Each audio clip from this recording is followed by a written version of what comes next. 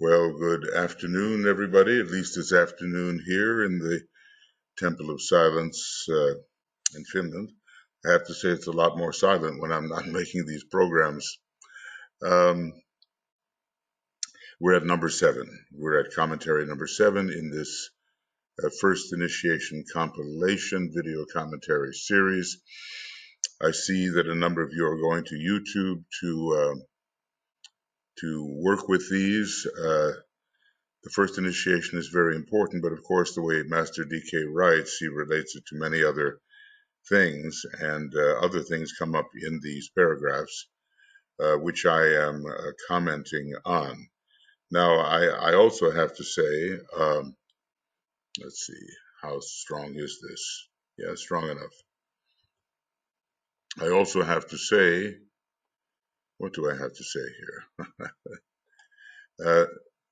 That we're going to have a lot of paragraphs juxtaposed, which simply don't seem to relate to each other, except for the fact that the first initiation is being discussed. And so, as I've said before, you're going to be able to get new connections from looking at these things in sequence. Pretty soon, if you study carefully, the entire subject of the first initiation, as the others, will be interlocked and unified, and you'll be able to move from point to point with greater ease when thinking about this initiation in your life, which you might have taken, or in the lives of others, which you may be assisting as they move towards fulfilling the requirements of the first initiation. Now, this is I'm coming to the end of the partial commentary, and then I went looking in my AAB extracts, which I would love for you to be able to access. And I worked with one of our colleagues, and it is somewhere, and it's my collection of what I consider to be pertinent Alice Bailey references over many years. It's a big file, but having these things under your eye simultaneously by subject is very useful. So let's do what we can to see how you can access your AAB extracts and look together to unify your understanding of certain subjects. All right, so let's go on to number 45 here, a new attitude towards relationship regarding the first initiation. Anyway, the first initiation should be regarded as instituting a new attitude towards relationships. We understand that the seventh ray is very involved. So is the heart center, and the idea of love wisdom coming in strongly, and the treading of the path, and trying to live ever more as an increasingly soul-infused personality. All this is going to affect our relationships, which will not be yet totally relieved from being personal, but will be increasingly loving and impersonal, whatever the ray may be.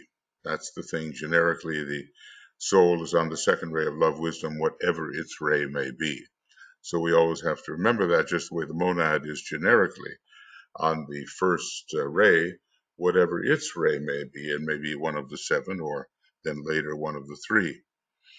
So a new attitude towards relationships, and we know that the 7th ray, which is so prominent at this initiation, brings in the whole idea of increasing relationship, not only between the highest and the lowest, but horizontally as well.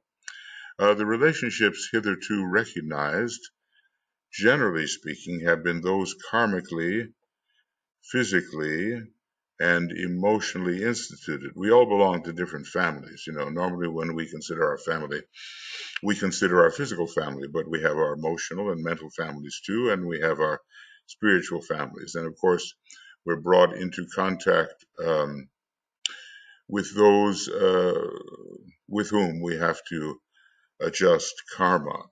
let's just say, either to pay and balance or be repaid and thus achieve the necessary balance.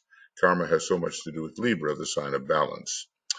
So anyway, these relationships hitherto have been, as here described, they are largely objective, not so much interior, and related to our soul nature, and predominantly concern the phenomenal plane with its contacts, duties, responsibilities, and obligations.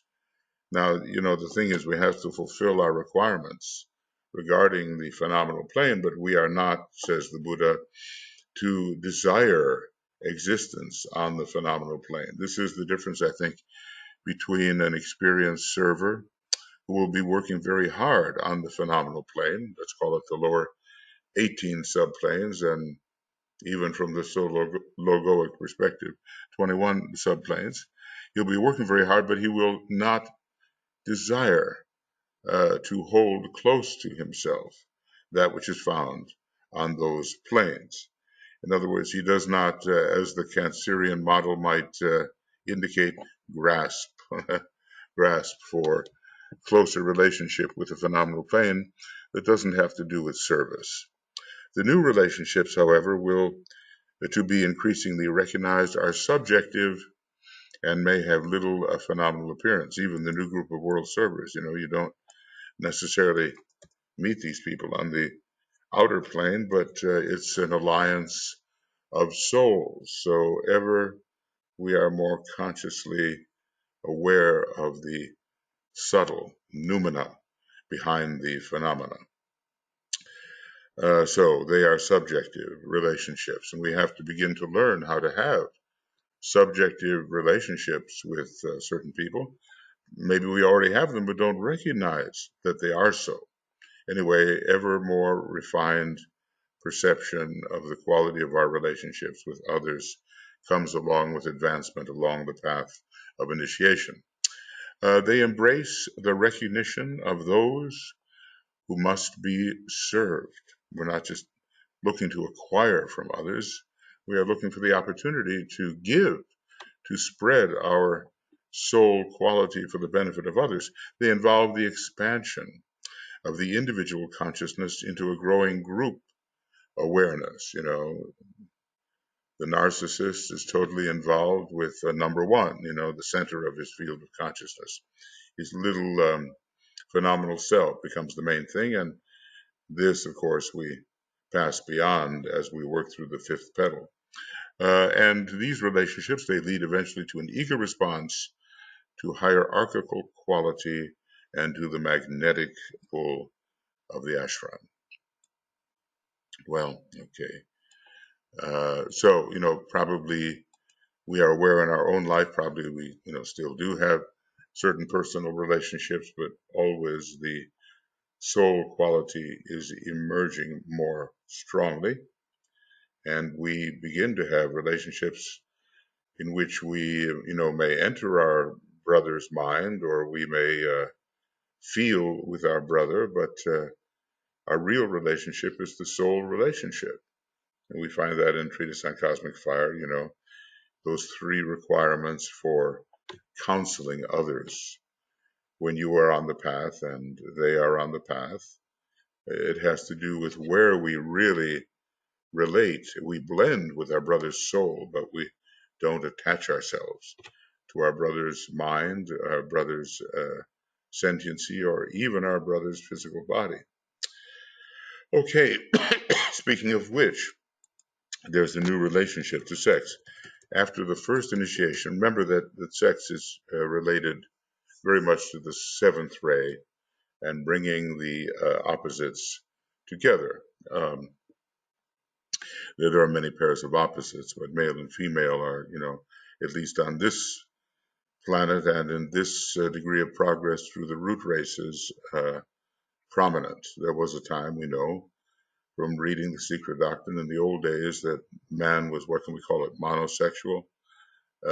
He reproduced within himself and did not need to join with his polar opposite in order to reproduce the race. But then came the division of the sexes, and this has a lot to do with the development of the mental faculties, and occurred in Lemurian days, and I think, in fact, before individualization. After the first initiation, the entire sex relationship shifts gradually and steadily into its proper place. Where, DK tells us we're not in our proper place now. There's so many distortions and perversions, and things are out of control, and even the hierarchy doesn't even know where it will end. So it's a serious issue.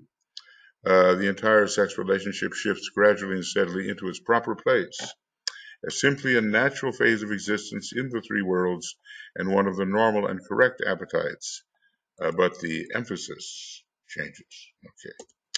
The higher experience and correspondence, that of which physical sex is only the symbol, becomes apparent. The merging of soul and personality, or the merging of spirit with the soul-infused personality.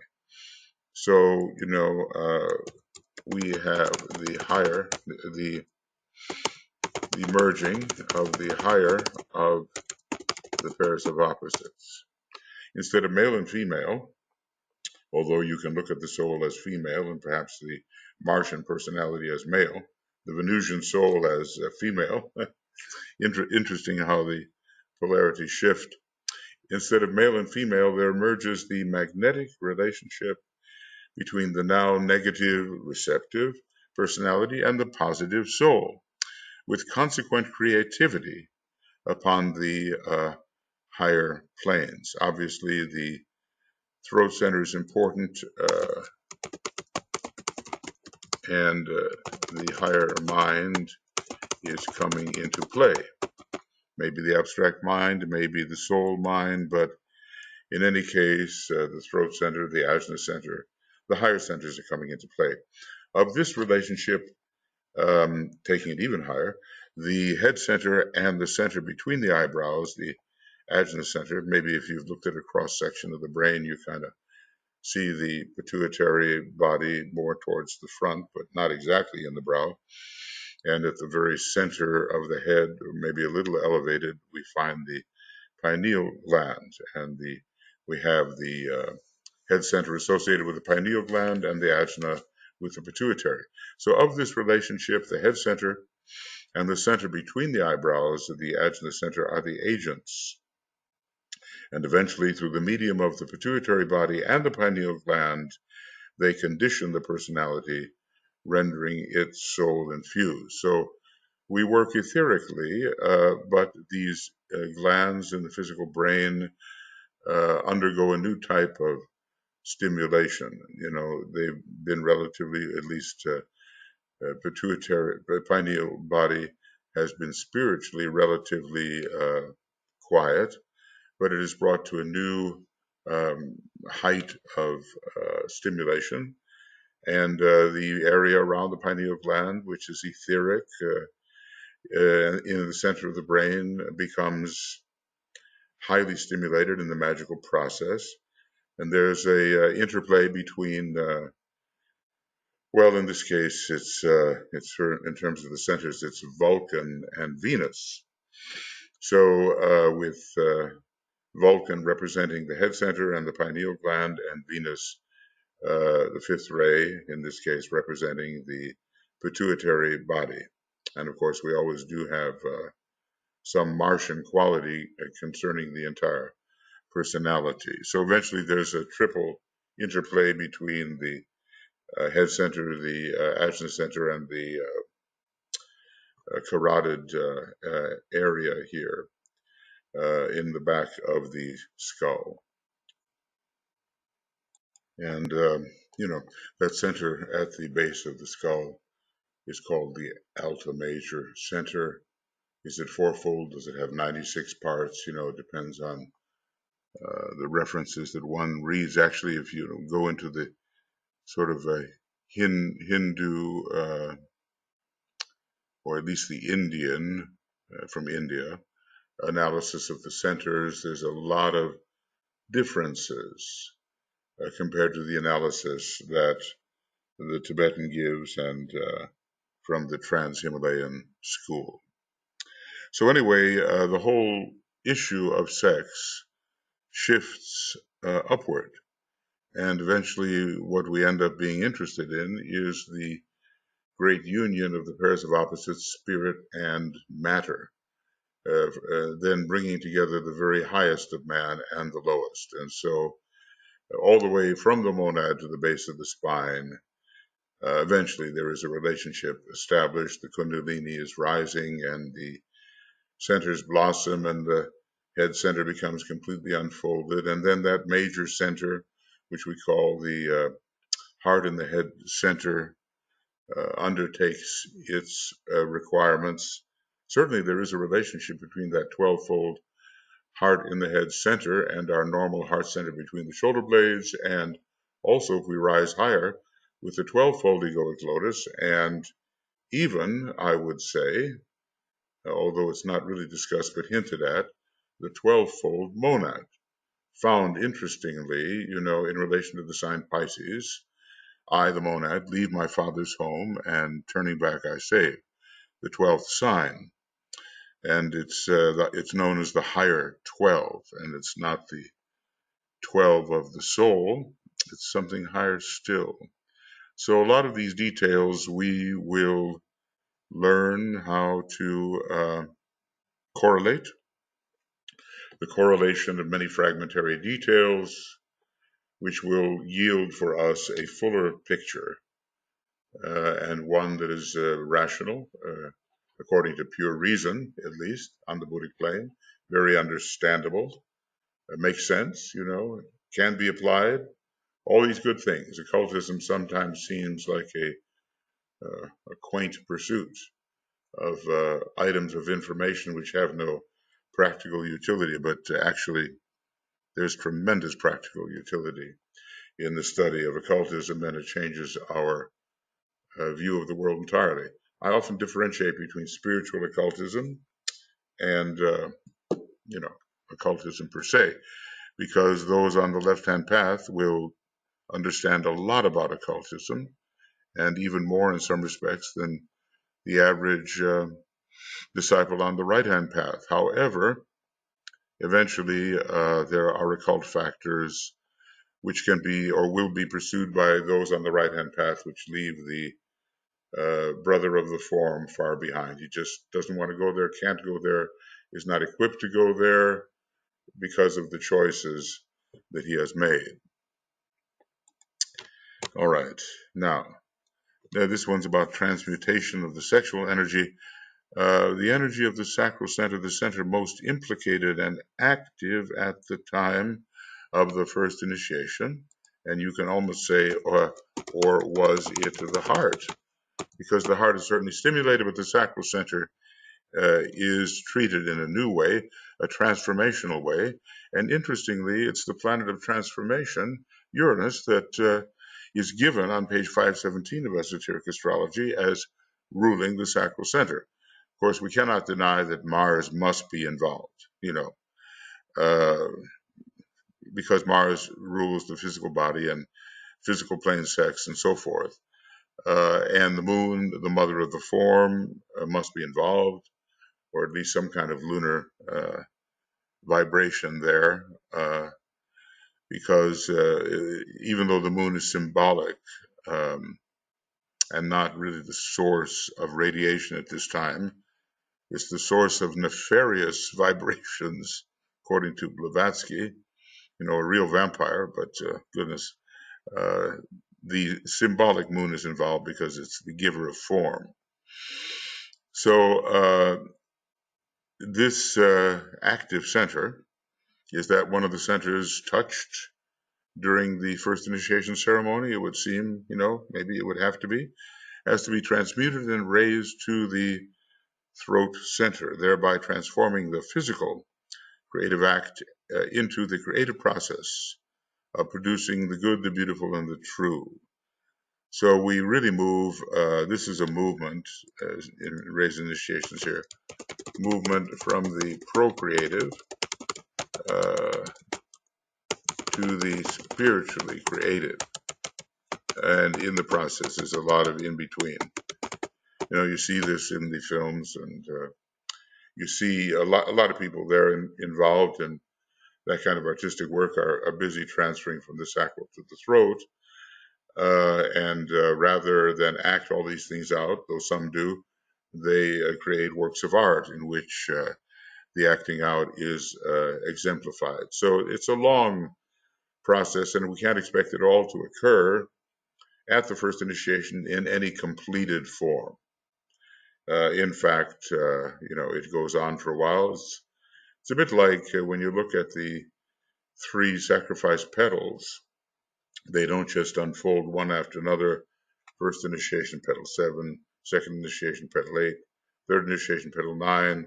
It's the unfolding of all of them in a completed process that occurs at the third initiation, and maybe that's the way it is when we're dealing with sacral to throat, solar plexus to heart, and we cannot say that from the base of the spine to the top of the head will be completed at the third. No, it will not, and that's more a 5th initiation completion. Then you kind of wonder, how does that completion show if you're dealing with a Mayava Rupa? These Mayava Rupas will created bodies, certainly within the capacity of a master to create, but also some hints given about the possibility of creating that after the 4th degree. Anyway, these unfoldments overlap. I guess that's the main point. They don't occur in a cut and dried way. Right at the boundary, it's all over. Now you start the new thing. No, it's an overlapping process, and our growth in consciousness and in spiritual depth is an overlapping process. And in a way, we're working on many things at the same time. You can't say, well, okay, now I'm Lemuria and I'm working on the physical body. Well, now I'm Atlantean and I'm working on the astral body. Now Aryan, I'm working only on the mental body, and so forth. There are overlaps.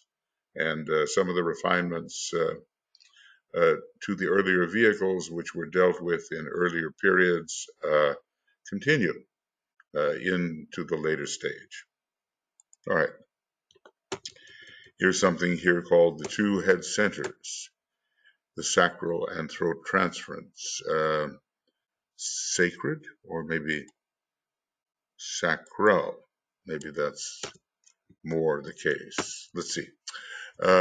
What is oft omitted from normal consideration is the fact that the increasing activity of these 2 points of light within the head, imagine we're pineal and pituitary, is basically related to what is occurring in the sacral and throat centers.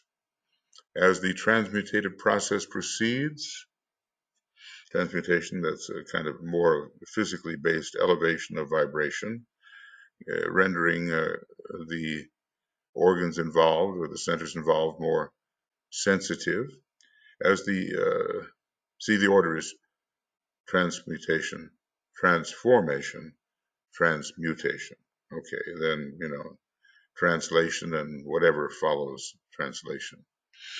It's related to what is occurring in the sacral and throat centers as the transmutative process proceeds, and the energies of the sacral center are gathered up into the throat center, without, however, withdrawing all the energy from the lower center. Thus, its normal activity is properly preserved. Well, you don't want to have the death or atrophy of any center. It's just, it can lead even to, abnormal living or death. Something happens in the magical process gone awry where the magician is drowning and the Agnisurians are siphoning off all of that subtle astral water, and there's a big hiatus between the mental devas and the etheric physical devas, and there's no way to connect them because the Agnisurians have removed the waters. And then we're told then that the ego or higher self or angel of the presence has to snap the cord and bring about the death of the personality because it's useless from that point on. So, we don't want to see the atrophy of any center. Otherwise, the economy of interaction cannot proceed as it must. So the normal activity is properly preserved, and as master decay, even masters may have children in the normal way. And when sort of read, this is found, let's say, in those books, the initiate, and the initiate in the New World, and the initiate in the Dark Age, or something like that. But that particular initiate, who was codenamed JMH, and an English initiate, probably an English master, and the name was given Justin Morward Haig. Whether that's a real name or not, we don't know. He was married, and all was normal there, except his attitude towards marriage, which was extremely compassionate. And when his wife took a lover, probably because the master was just so busy, she might have felt neglected. He was extremely compassionate and concerned for her and her partner, and didn't want to interfere in any way. And it was an amazing discussion, and brought forward, I think, some of the attitudes we will have uh, towards relationship, the altruistic attitudes we will have towards relationship when we cease identifying as personalities. Obviously, as a master, he was identified with much higher things. Okay, anyway, the two centers in the head then become correspondingly active. So, in this sacral and throat center connection, the negative and the positive elements affect each other, and the light in the head shines forth. And maybe in that area around the pineal gland, or between the pituitary and pineal gland, it's basically an etheric light, but it does certainly affect the physical brain cells. The light in the head shines forth. A line of light permitting free interplay is established between the ajna center and the head center. This is Vulcan marrying Venus. Maybe it wasn't the happiest marriage, as Venus was always looking for something else, as the personality might do. The ajna center being so connected with the personality per se, at least in the beginning stages. Later, maybe with the spiritual triad. But okay, so there's this line of connection between Vulcan and Venus, and I think Vulcan carries a net, and I think at one point did he catch both Venus and Mars in that net. Um, there's this discussion about the interplay of the energies, and Vulcan, of course, is the very strong spiritual will, very impersonal from the higher levels, and Venus may not be quite up to responding to that. But anyway, there is a marriage. And in occultism, there must be a marriage in order for the great light in the head to break forth in its various stages, as DK describes, from sort of diffuse to more focused to intensely sun-like and so forth. A line of light permitting free interplay is established between the ajna and the head center, and therefore between the pituitary body and the pineal gland. All right. So those are the two. The alta major center does come into it, of course, later. When this line of light is present, and there is an unobstructed relation between the two centers and the two glands, well, there you go. Then the first initiation becomes possible. So this is really a valuable piece of information about the two factors, which must be properly related. Now, you can't really take the third initiation until not only the head pineal, ajna pituitary, but the alta and carotid are connected in a triangle. Then that radiance becomes possible. The number 3 is fulfilled, and the third initiation, when that triangle reaches a certain degree of intensity and rotation and so forth, can take place. So when this line of light is present and there is an unobstructed relation between the two centers and the two glands, then the first initiation becomes possible. And this is, you might almost say, the beginning of soul infusion. Not a lot, but sufficient. There's an interplay going on here between Vulcan and Venus. And then later maybe between Uranus and Mercury, because the different planets are active in relation to different centers at different times in the evolutionary process. And maybe Venus sort of gives way to Mercury and Vulcan gives way to Uranus a little bit later in the process.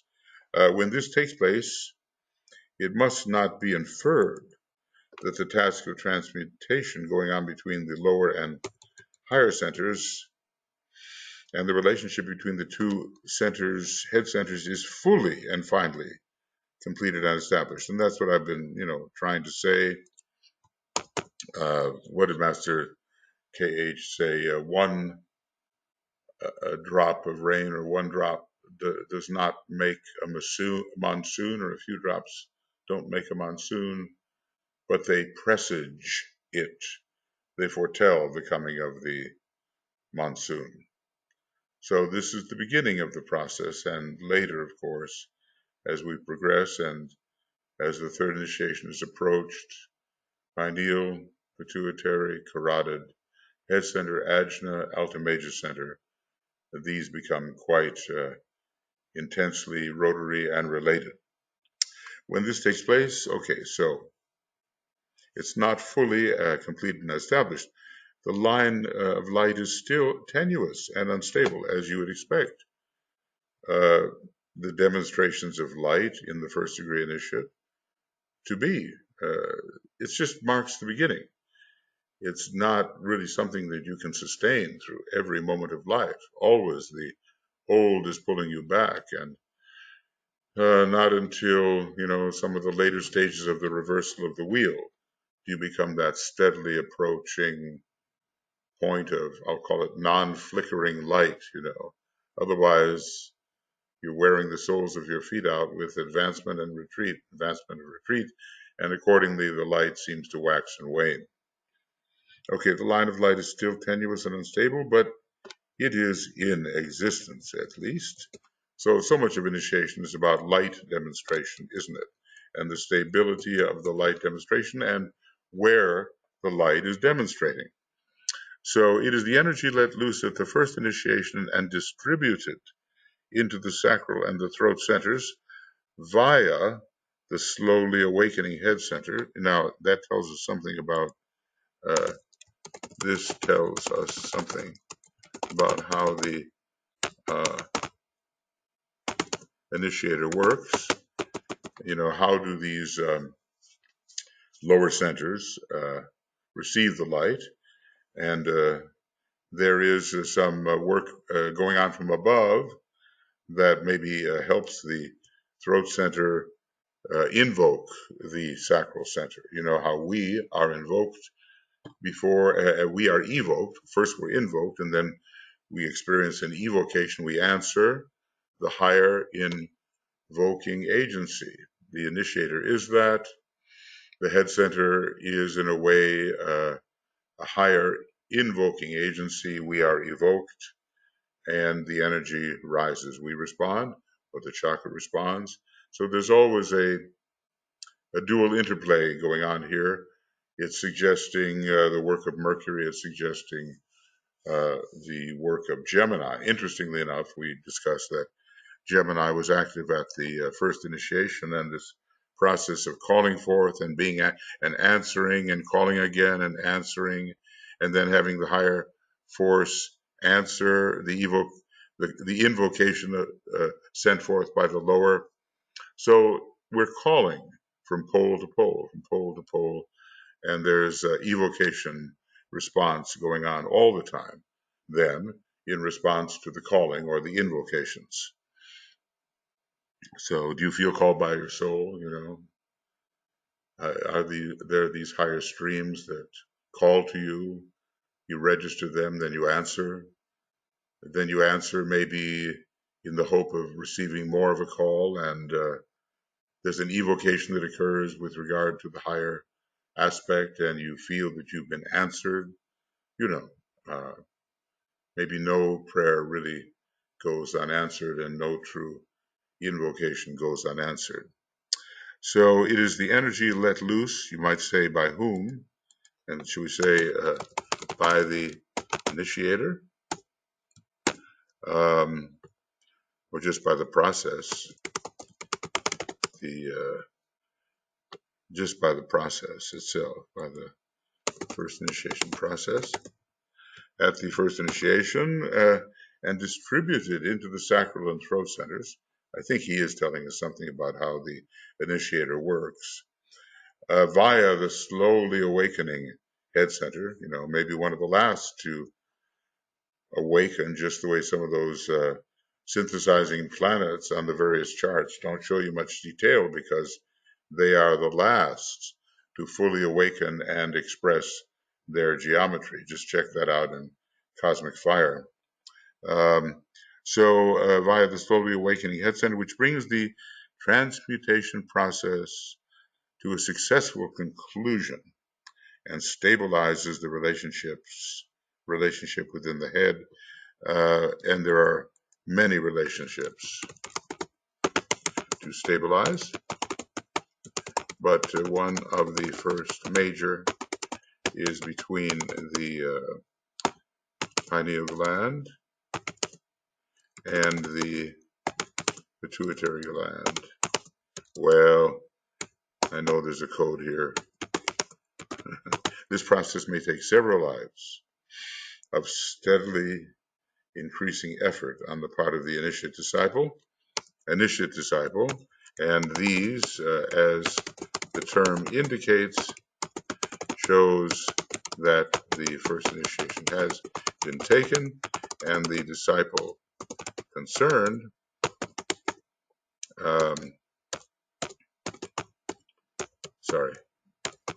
though still a disciple, is also a first degree initiate. Well, the master looks these things over and can see quite a few lives in a row and how the progress went, and knows the rays and knows the horoscopes and knows the circumstances. And we're pretty much in the dark with respect to our own progress and the real over a lifetime's progress of other people. So we should reserve judgment because we don't know the developmental processes in any kind of detail which have led to the present expression. Now we have one more in this series, and that's the floor of the triangle. When the radiant light of the soul is blended with the magnetic light of the vital body, you know how it is when people evince a vital radiation, they become attractive to us. It stimulates the atoms of the physical body. So this is stimulation from within, etheric stimulation, pranic stimulation, soul stimulation through etheric stimulation. It stimulates the atoms of the physical body to such an extent that each atom becomes in turn a tiny radiant center. Now, there's an old saying that Vulcan burnishes the shield of Mars. Well, Mars rules the dense physical body, and Vulcan has a lot to do with it, and with the etheric body. Mars does not have so much to do with the etheric body. Vulcan does. And Vulcan basically wins the battle with Mars always. And Vulcan, Cain kills Abel, the shepherd. So you've got the sheep of Aries there along with Mars. And Vulcan enters the act here and helps to release the light potential of the tiny atoms and cells so that the dark light becomes a brighter light, and the atoms of the dense physical vehicle, being transmutatively refined, begin to shine. And this is a light demonstration, which is attested to in art through the aura of the saints and those kinds of demonstrations. When these four are in close cooperation, the floor of the triangle, wait a second, this only becomes possible when the head, heart, the solar plexus, and the center of the base of the spine are connected in a peculiar fashion. Well, we can certainly see, head, heart, and solar plexus. It's an arrangement connected with the second C group and the sixth C group, and then head and heart and base of the spine connected with the political seventh seed group, or is it fifth, the political group. So these are not full connections, but that's where the term peculiar fashion comes into the picture. These are fifth-rate details of the science of initiation. But this connection between these four is one of the secrets of the first initiation. And the question is, are these secrets vouchsafed to us, or are they retained by those who give the first initiation, the hierophants and the higher participants, so that the first initiation will be successful? I mean, when something is a secret, it may be a secret imparted to the candidate, or it may be a secret that is responsible for the correct administration of the initiation, and the candidate is kind of kept out of the picture. So when these four, head, heart above the diaphragm, solar plexus, base of the spine below the diaphragm, are in close cooperation, the floor of the triangle, as it is symbolically called, is prepared for the magical work, which depends so much on a certain condition of the etheric body. Now, interestingly enough, the base of the spine is associated with the etheric body. There's kind of a crossover going on.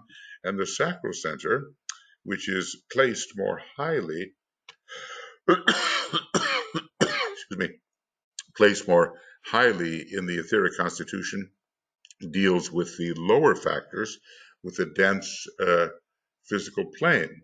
Of course, the sacral center has another kind of function. It's sort of the home at first of the mental elemental. It has that kind of connection and a lot of third ray, and that mental elemental will come under the number 3 if we count from below. But there is that very, very physical connection in the sacral center, and the ability to sustain oneself materially and earn the wherewithal and be practical in the world through form is a sacral center objective as well. So we're blending then soul light, the magnetic light of the physical body, and of the of the vital body, and that especially through 4 centers. So soul light, vital body, 4 centers. We are prepared. The floor of the triangle is prepared for the magical work. The soul itself has to be active, and the soul is the triangle. It all depends from where the magical work is proceeding.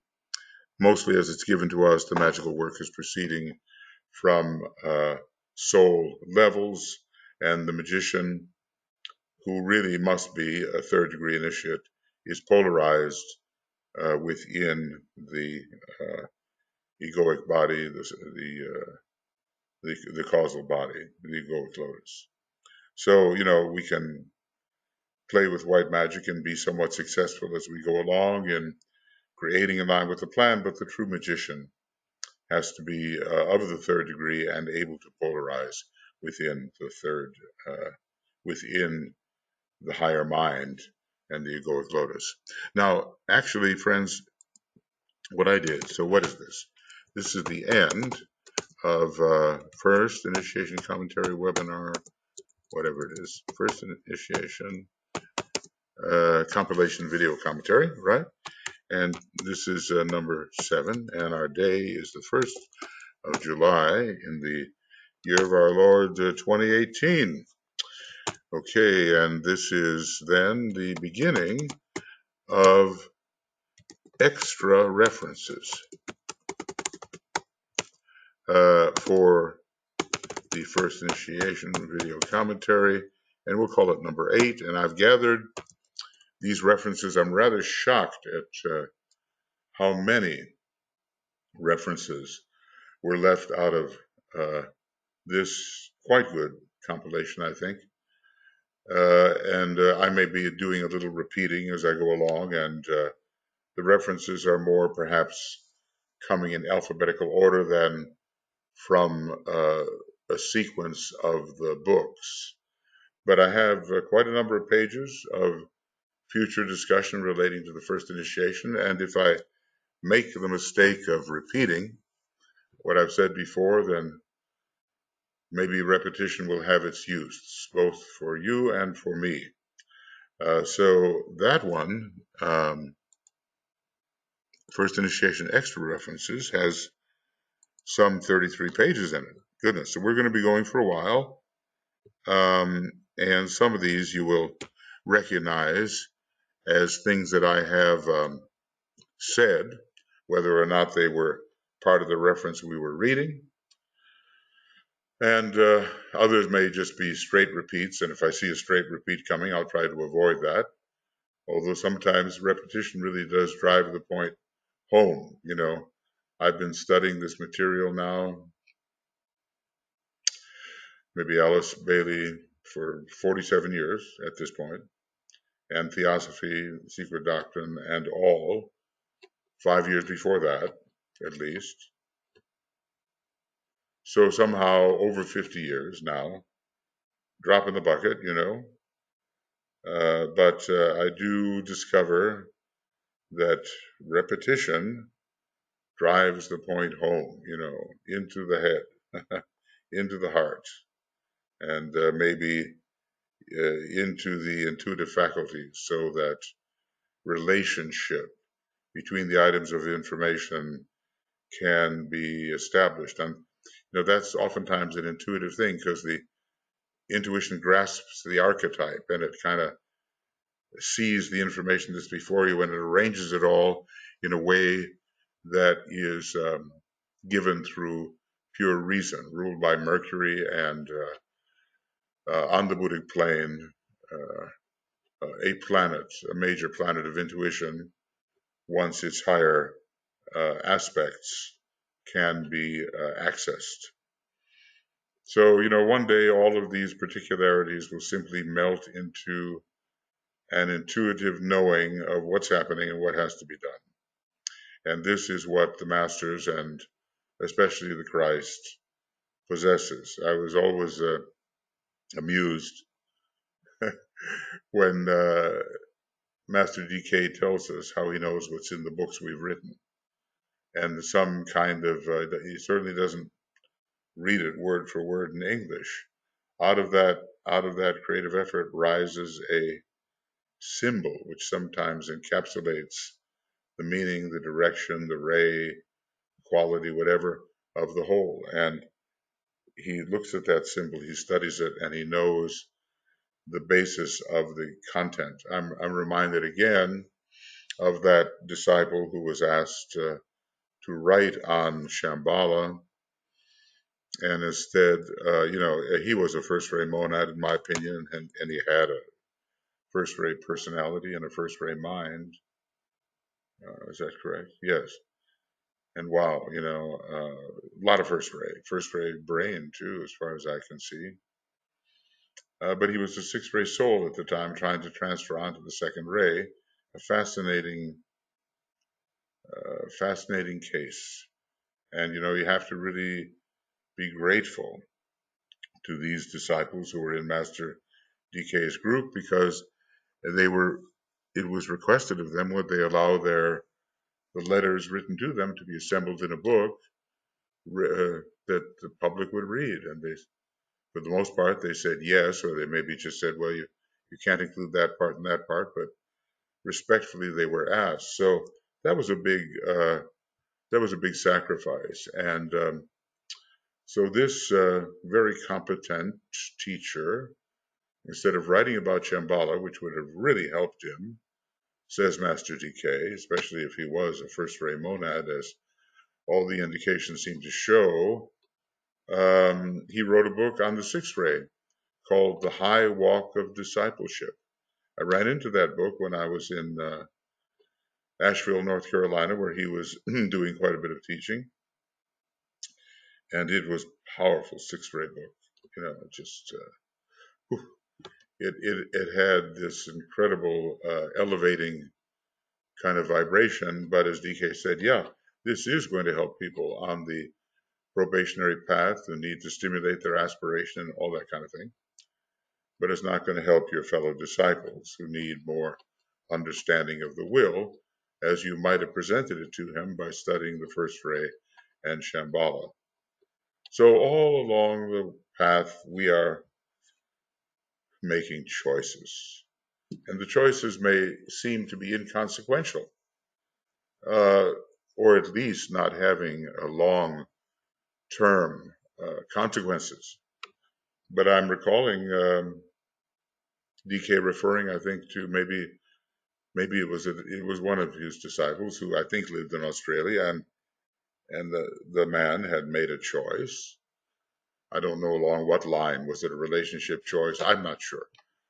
And nor is it given to our concrete mind to pore over, because DK was careful about giving too much information which would allow the minds of fellow co-disciples to interfere with the process. But this DK said now it's going to take 2 or 3 lives for this disciple to recover from his choice and regain his position, and it's going to set him back. So when you get onto the path of initiation, probationary initiation, let's say, first and second degree and so forth, the choices are very consequential, and they will largely contribute to the determination of the time equation. We have so much of the time equation in our hands, and whether we go fast or slow and make ourselves available more promptly, or whether we retard our own progress, has a lot to do with the selflessness and the conscientiousness with which we make our choices. So caution upon the path, this path of probationary initiation, caution. And as DK said, if we're over concerned about it and fixated upon the idea of an initiation, that fixation is not the service orientation that should be occurring. And as a result of the fixation, the occult accolade, or the accolade by fire, will be denied to us. But contrarily, if we're just careless about it, say, well, who cares, we don't really, it'll all happen, I'm not worried. If we don't really attend to the very specific requirements, then also the occult accolade will be denied, and the fires of initiation will come later than otherwise they might have. So we're on the narrow, razor-edged path, and every step of the way is consequential. So, we're carrying big burdens.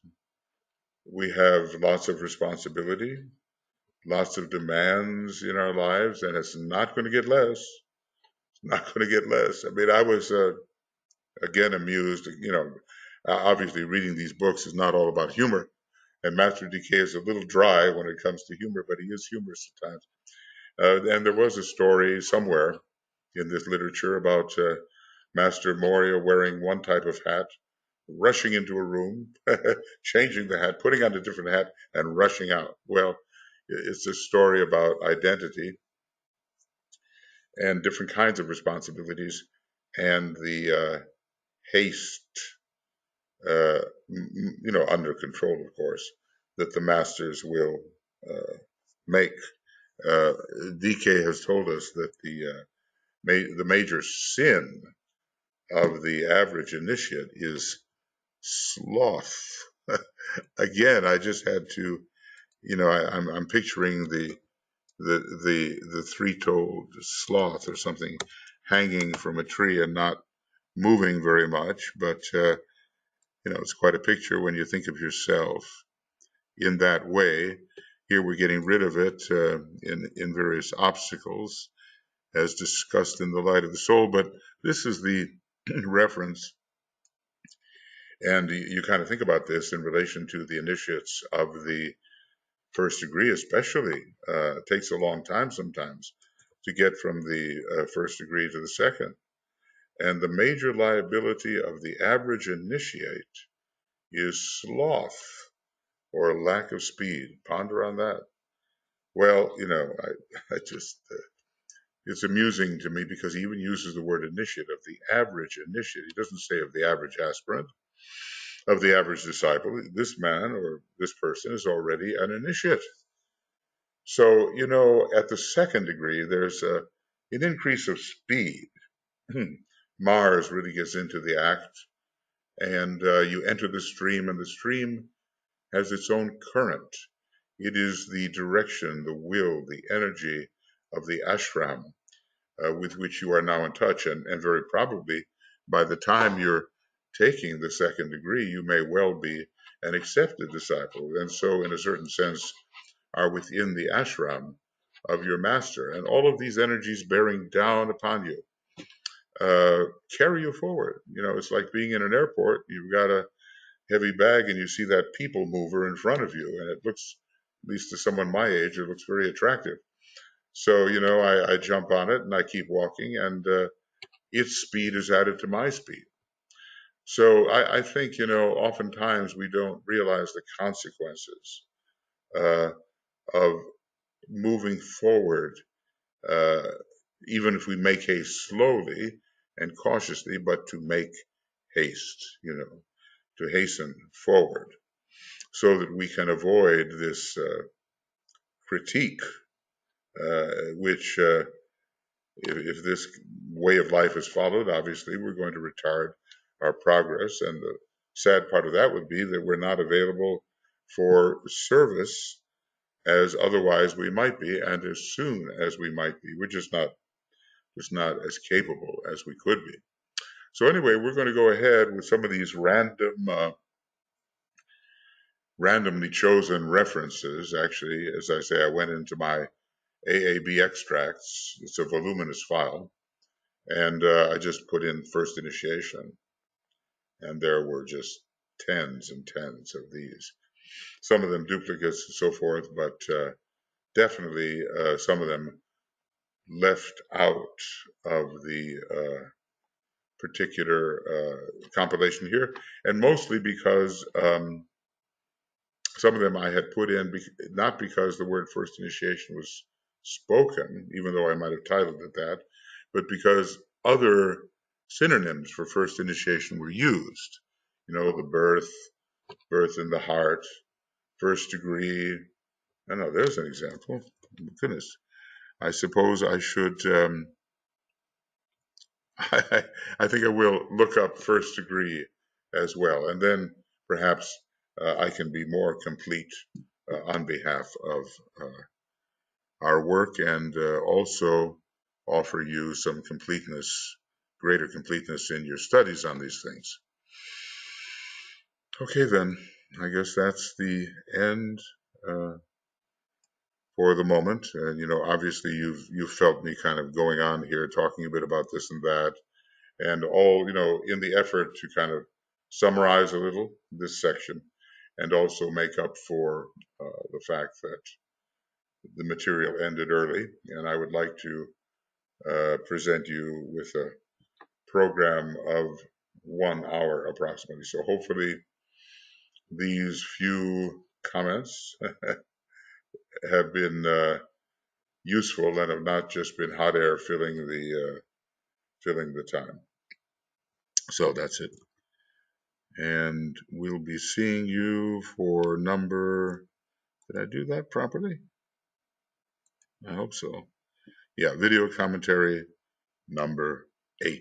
Okay, all the best, lots of love, many blessings. Study hard, assimilate, apply, and stock your mind well, as Alice Bailey advised us, so that we can be ready on our feet to have the intuitive response which arises from the well-stocked mind with well-assimilated material.